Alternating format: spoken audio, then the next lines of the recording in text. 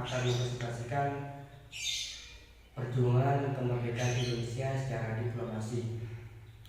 Dan saya Sumardi sebagai pemateri pertama. Pengertian diplomasi secara harfiah, diplomasi berasal dari kata diploma yang berasal dari bahasa Yunani. Kemudian arti dari diploma itu sendiri adalah sebuah kertas yang dilipat menjadi dua. Kemudian yang didesain sebagai dokumen resmi negara atau dokumen sejarah. Jadi kata diploma itu berasal dari bahasa Yunani, yaitu diploma. Diplomasi itu berasal dari bahasa Yunani yang diploma, yang artinya adalah sebuah kertas yang dilipat menjadi dua dan bisa digunakan sebagai dokumen negara dan bisa digunakan sebagai sertifikat negara dan lain-lain seperti itu.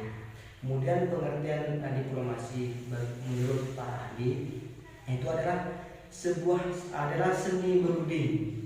Jadi diplomasi itu berunding gitu, khususnya tentang perjanjian. Jadi berundingnya itu khusus tentang perjanjian, bukan tentang hal yang lainnya, tapi khusus tentang perjanjian di antara negara-negara keahlian politik seperti itu.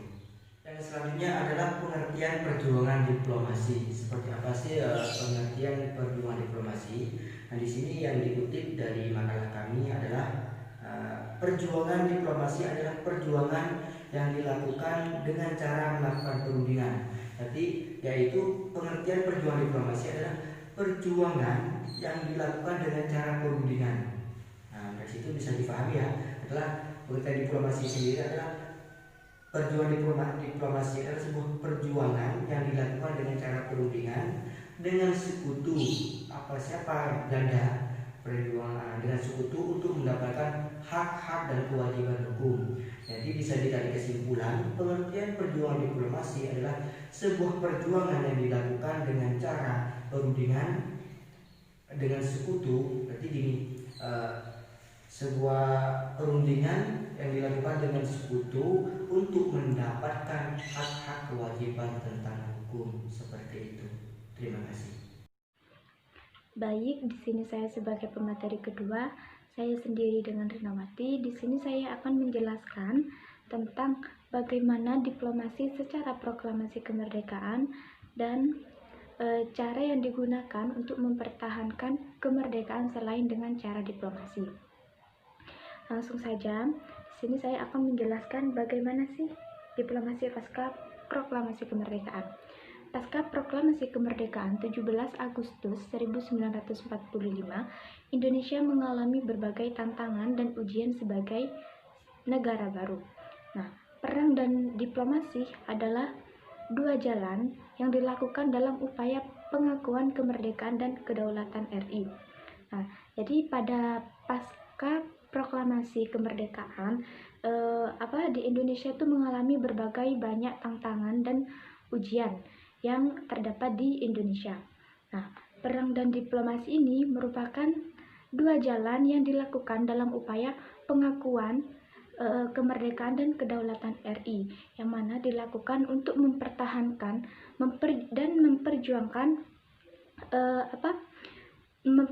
dan memperjuangkan kemerdekaan Indonesia. Jadi pada saat pasca proklamasi kemerdekaan, cara Indonesia mempertahankan dan memperjuangkan kemerdekaan Indonesia itu dilakukan dengan adanya berbagai perundingan dan perjanjian yang mana dilakukan secara terus-menerus dan tidak pernah menyerah dan merasa putus asa demi memperjuangkan dan mempertahankan kemerdekaan Indonesia. Selanjutnya yaitu cara yang digunakan untuk mempertahankan kemerdekaan selain dengan cara diplomasi. Di sini ada dua cara, yaitu mencari dukungan internasional dan perang. Yang pertama yaitu mencari dukungan internasional. Mencari dukungan internasional di sini memiliki dua tindakan, yaitu tindakan secara langsung dan tindakan secara tidak langsung. Tindakan secara langsung di sini dilakukan dengan cara mengemukakan masalah yang ada di Indonesia di hadapan sidang Dewan Keamanan PBB. Jadi pada tindakan langsung ini disampaikan secara langsung dilakukan dengan mengemukakan masalah di hadapan sidang Dewan Keamanan PBB. Yang kedua yaitu tindakan tidak langsung. Tindakan tidak langsung dilakukan melalui pendekatan dan hubungan baik dengan negara-negara yang akan mendukung dan membantu Indonesia dalam sidang PBB. Jadi pada tindakan secara tidak langsung ini dilakukan melalui pendekatan dan hubungan baik dengan negara-negara yang mana akan mendukung Indonesia dalam sidang-sidang PBB. Yang terakhir yaitu perang.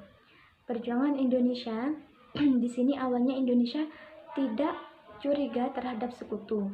Namun pada saat itu sekutu ketahuan bahwa membawa tentara Nica, oleh sebab itu terjadilah beberapa perang di Indonesia seperti Bandung Lautan Api, Ambarawa, dan arek-arek Surabaya dan lain-lain.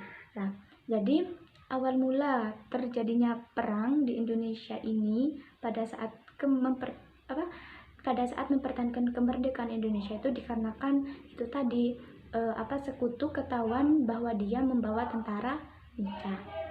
Nah, maka dari itu terjadilah beberapa perang di Indonesia.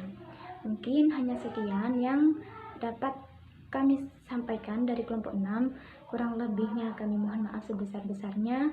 Wassalamualaikum warahmatullahi wabarakatuh.